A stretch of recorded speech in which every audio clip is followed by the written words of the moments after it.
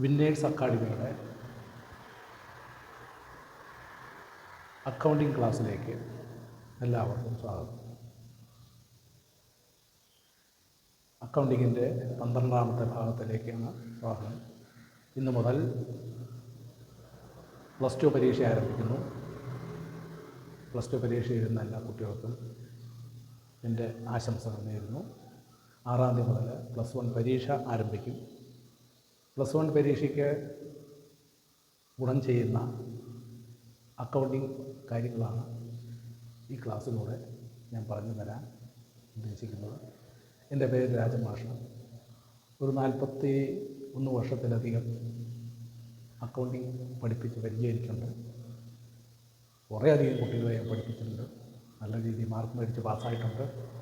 അതിൻ്റെ അടിസ്ഥാനത്തിൽ കഴിഞ്ഞ ദിവസം നമ്മൾ ഡിപ്രിസിയേഷൻ എന്ന് പറയുന്ന ഒരു ചെറിയ പാഠത്തിനെ പറ്റി ഒരു ഏകദേശ രൂപം പറഞ്ഞു തന്നിരുന്നു. ഡിപ്രിസിയേഷൻ എന്ന് പറയുന്നത് ഫിക്സഡ് അസറ്റ്സിൻ്റെ വിലയിലുണ്ടാകുന്ന കുറവാകുന്നു.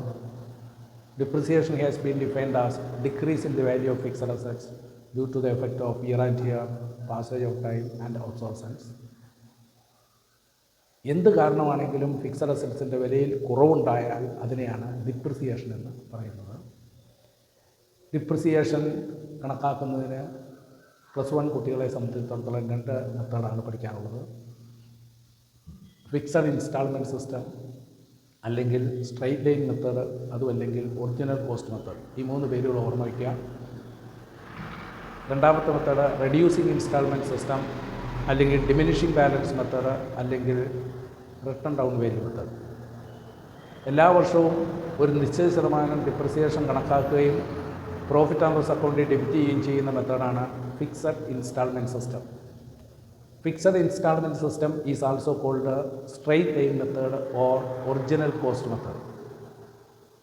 20,000 രൂപയുടെ മെഷീനറി മേടിച്ചു, 10% ഡിപ്രിസിയേഷൻ എങ്കിൽ 20,000-ൻ്റെ 10% കണക്കാക്കി ഡിപ്രിസിയേഷൻ അക്കൗണ്ട് ഡെറ്റഡ് ടു മെഷീനറി എന്ന എൻട്രിയിൽ എഴുതുകയും അതിൻ്റെ ക്ലോസിംഗ് എൻട്രിയാണ് പ്രോഫിറ്റ് ആൻഡ് ലോസ് അക്കൗണ്ട് ഡെറ്റഡ് ടു ഡിപ്രിസിയേഷൻ. ചുരുക്കത്തിൽ ഈ 20,000 രൂപ പ്രോഫിറ്റ് ആൻഡ് ലോസ് അക്കൗണ്ടിൻ്റെ ഡെബിറ്റ് സൈഡിൽ എഴുതും. ബാലൻസ് ഷീറ്റിൽ 20,000-ൻ്റെ 10% 2,000 രൂപ ഡെബിറ്റ് സൈഡിൽ എഴുതും. ബാലൻസ് ഷീറ്റിൽ 20,000-ൽ നിന്ന് 2,000 കുറച്ച് 18,000 എഴുതും.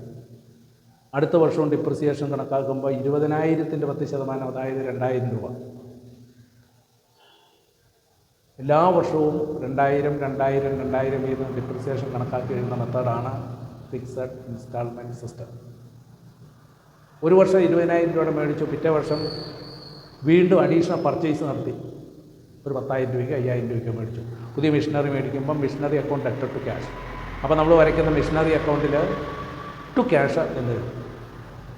രണ്ടാമത് 10,000 മേടിച്ചതെങ്കിൽ ആ മേടിച്ച വർഷം ആദ്യത്തെ 20,000-ന് 2,000 രൂപ ഡിപ്രിസിയേഷനും 10,000 രൂപയ്ക്ക് 1,000 രൂപ ഡിപ്രിസിയേഷനോടെ കണക്കാക്കി 3,000 രൂപ ഡിപ്രിസിയേഷൻ എഴുതും. ഇനി മേടിച്ച ഡേറ്റിന് വളരെ പ്രാധാന്യമുണ്ട്. ജൂലൈയിലാണ് മേടിക്കുന്നതെങ്കിൽ ജൂലൈ 1-ന് മേടിച്ചാൽ 6 മാസത്തെ ഡിപ്രിസിയേഷൻ. അപ്പോൾ 1000-ൻ്റെ പകുതി 500 രൂപയെ എഴുതും. അടുത്ത വർഷം 1 ഇയർ 365 ദിവസം 12 മാസം ഉപയോഗിക്കുന്നത് കൊണ്ട് ഒരു വർഷത്തെ ഡിപ്രിസിയേഷൻ കണക്കാക്കും. ഇത് തന്നെയാണ് റെഡ്യൂസിങ് ഇൻസ്റ്റാൾമെൻറ്റ് സിസ്റ്റം. ഫസ്റ്റ് ഇയറിൽ 20,000 രൂപയുടെ മെഷീനറി മേടിച്ചു, 10% ഡിപ്രിസിയേഷൻ 2,000 രൂപ എഴുതി.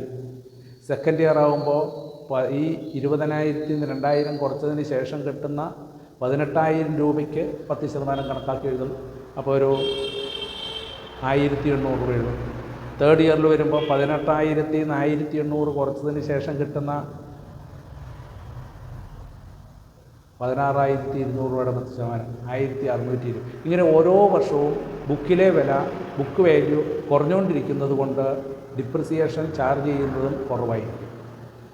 ഇനി ഈ പർച്ചേസ് നടത്തുന്ന പോലെ തന്നെ ഒരു 2-3 വർഷം അസറ്റ് ഉപയോഗിച്ചതിന് ശേഷം അസറ്റ് വിൽക്കും, സെയിൽ ഓഫ് ഫിക്സഡ് അസറ്റ്. ഇനിയിപ്പോൾ 2 വർഷം ഉപയോഗിച്ചിട്ടാണ് വിൽക്കുന്നതെങ്കിൽ ബുക്കിൽ കിടക്കുന്ന വില എത്രയാണെന്ന് നമ്മൾ കണ്ടുപിടിക്കണം. അതായത് ഈ വാങ്ങിയ കോസ്റ്റ് പ്രൈസിൽ നിന്ന് 2 വർഷത്തെ ഡിപ്രിസിയേഷൻ കുറച്ച് ബാക്കിയുള്ളതാണ് ബുക്കിൽ കിടക്കുന്ന വില. ആ ബുക്ക് വാല്യൂയിൽ നിന്നും സെയിൽ പ്രൈസ് കുറയ്ക്കുമ്പം ലാഭം അല്ലെങ്കിൽ നഷ്ടം കിട്ടും. ഇവിടെ ഒരു 3 വർഷത്തെ മെഷീനറി അക്കൗണ്ട് വരച്ചിട്ട് വെച്ചിട്ടുണ്ട്. ഇത് ഡിമിനിഷിങ് ബാലൻസ് മെത്തേഡാണ്, അതായത് റെഡ്യൂസിങ് ഇൻസ്റ്റാൾമെൻറ്റ് സിസ്റ്റമാണ്. ഓരോ വർഷവും ഡിപ്രിസിയേഷൻ ബുക്ക് വാല്യൂ കുറയുന്നത് കൊണ്ട് ഡിപ്രിസിയേഷനും കുറയും.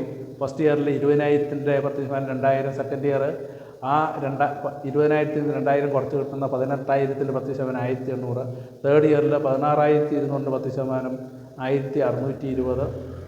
ഇങ്ങനെ ഓരോ വർഷവും ഫിക്സഡ് അസറ്റ്സിൻ്റെ വിലയിൽ കുറവുണ്ടാകുന്നത് കൊണ്ട് നമ്മൾ ചാർജ് ചെയ്യുന്ന ഡിപ്രിസിയേഷനും കുറഞ്ഞുകൊണ്ടിരിക്കും. ഇനി 2-3 വർഷം കഴിയുമ്പോൾ ഈ അസറ്റ് വിറ്റ് കാശാക്കുകയാണെങ്കിൽ വിറ്റ വില കണക്കാക്കും. ബാക്കി വിറ്റതിന് ശേഷമുള്ള അസറ്റ്സിന് മാത്രമേ പിന്നീട് ഡിപ്രിസിയേഷൻ കാണുകയുള്ളൂ. അതുപോലെ വാങ്ങുമ്പോഴാണെങ്കിലും മിഷനറി അക്കൗണ്ടിൽ ടു ക്യാഷ്, അഡീഷണൽ പർച്ചേസ് നടത്തുമ്പോൾ ടു ക്യാഷ്. അപ്പോൾ വിൽക്കുമ്പോൾ ബൈ ക്യാഷ്, വാങ്ങുമ്പോൾ ടു ക്യാഷ്. ഇനി വിൽക്കുന്ന സമയത്ത് ലാഭത്തിന് പകരം നഷ്ടം ഉണ്ടാകുന്നതെങ്കിൽ ബൈ ക്യാഷ് എന്നെഴുതിയിട്ട് വിറ്റ വില എഴുതും. അപ്പോൾ വിൽക്കുന്ന സമയത്ത് ലാഭം ഉണ്ടാകാം, നഷ്ടവും ഉണ്ടാകാം. വിറ്റ് കിട്ടുന്ന പണം അസറ്റ്സ് അക്കൗണ്ടിൻ്റെ ക്രെഡിറ്റ് സൈഡിൽ എഴുതും, വാങ്ങിയതാണെങ്കിൽ ഡെബിറ്റ് സൈഡും എഴുതും. ഇതാണ് സിമ്പിളായിട്ടൊരു ഡിപ്രിസിയേഷൻ. അതിന് ചിലപ്പോൾ ഒരു 4 മാർക്കിന് ചോദിക്കും +1 പരീക്ഷയ്ക്ക്. ഇന്നത്തെ ക്ലാസ് ഇവിടെ നിർത്തുന്നു. ക്ലാസ് ആർക്കെങ്കിലും മനസ്സിലാകുന്നുണ്ടെങ്കിൽ നിങ്ങൾ സബ്സ്ക്രൈബ് ചെയ്യുക, ലൈക്ക് ചെയ്യുക, ഷെയർ ചെയ്യുക. അടുത്ത ഒരു ചെറിയ ടോപ്പിക്കുമായി അടുത്ത ദിവസം കാണാം. Okay, thank you.